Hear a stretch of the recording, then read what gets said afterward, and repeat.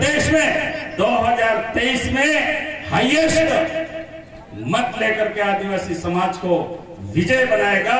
इस भाव को मैं बांसवाड़ा भील प्रदेश की ओर से हार्दिक जोहार और अभिनंदन करता हूं। अभी आप सभी ने हमारे आदिवासी परिवार के बहुत सारे वक्ताओं को सुना और कई सारी समस्याएं हमारे आदिवासी समाज की आपके सामने उभर करके आई और इन सारी समस्याओं को देखते हुए मुझे ऐसा लगता है कि इस धरती पर अगर कोई पीड़ित समुदाय है, शोषित समुदाय है, दुखी समुदाय है तो केवल आदिवासी समुदाय है। आदिवासी को छोड़ करके दूसरा कोई दुखी नहीं है। इतने दुखों के पहाड़ और समस्याएं जो है वो आदिवासी समाज पे आ पड़ी है। मैं एक छोटी सी कहानी के माध्यम से आदिवासी समाज की जो समस्या है उस समस्या को मैं उजागर करना चाहता हूं। साथियों, एक सिपाही था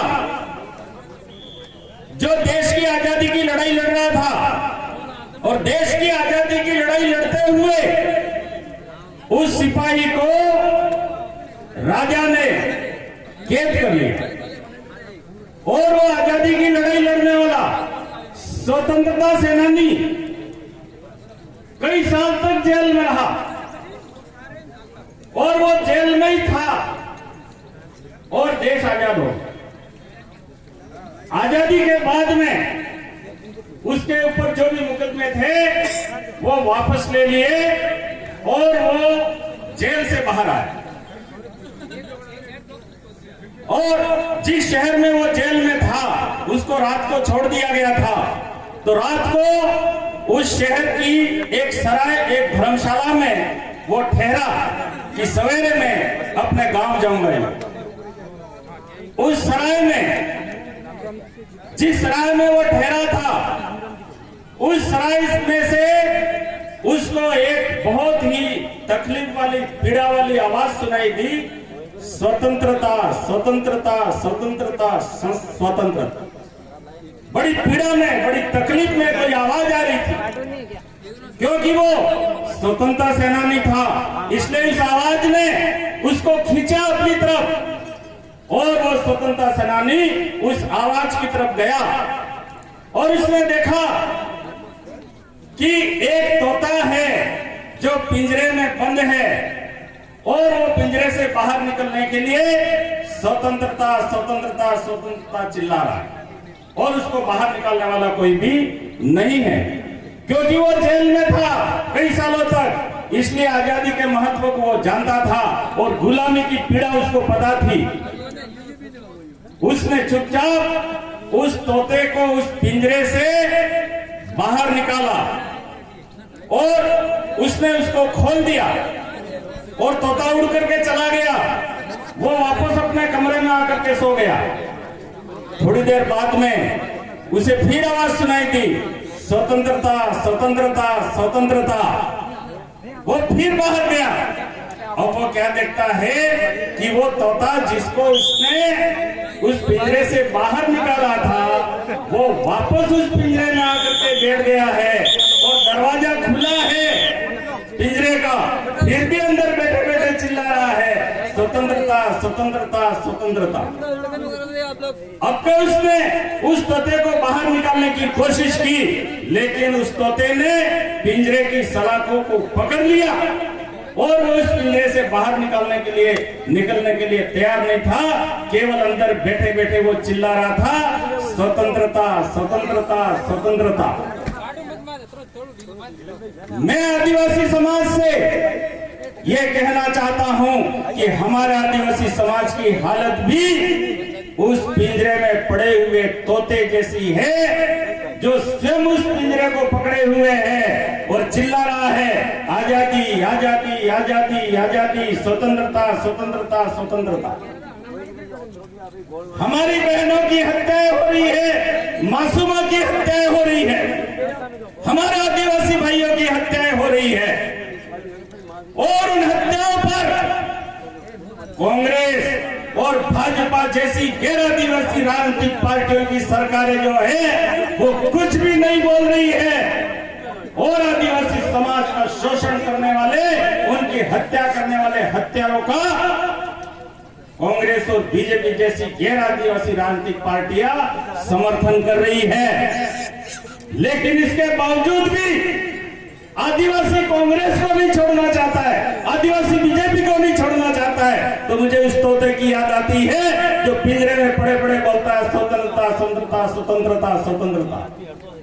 मैं आदिवासी समाज के भाइयों और बहनों से यह कहना चाहता हूं कि अगर गरीबी से मुक्त होना चाहते हो, अगर अन्याय और शोषण से मुक्त होना चाहते हो, अगर गैर आदिवासियों के जुल्म और शोषण से मुक्त होना चाहते हो, या आपके ऊपर जो नक्सलवाद के तमगे लगाए जा रहे हैं, आपको नक्सली ठहराया जा रहा है, उन नक्सली ठहराने वाले लोगों से मुक्त होना चाहते हो और बचना चाहते हो, तो एक ही मार्ग है और वो मार्ग है कांग्रेस और भाजपा जैसी गैर आदिवासी राजनीतिक पार्टियों को हमको छोड़ना होगा, इनकी गुलामी से हमको बाहर निकलना होगा।